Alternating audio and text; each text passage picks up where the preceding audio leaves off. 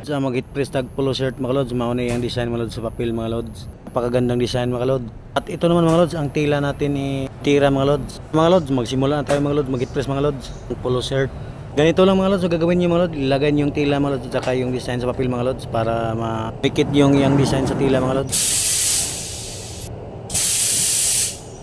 Yan mga lods, ito na mga lods, ito na yung ating design nga polo shirt mga lods.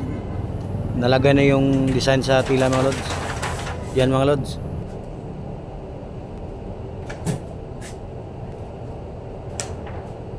Ganito lang kasimple mga lods, maggawa ng polo shirt mga lods.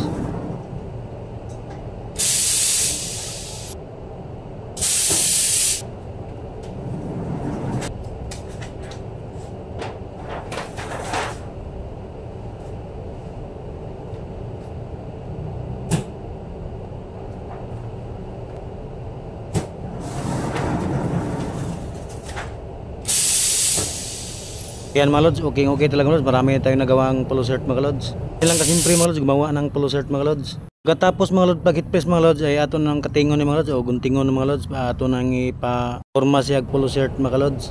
Lahat mga lods ang ating na hit press mga lods. Ganyan mga lods ay ating katingin mga lods para ma-forma siyang polo shirt mga lods. Wala man ni lods sa kabidyohay pagtahi mga lods, mao na yung finish na mga lods nga polo shirt mga lods, mao na yung forma mga lods sa polo shirt mga lods. Pagagandang design mga lods. Yan lang po mga lods, bye bye po and God bless.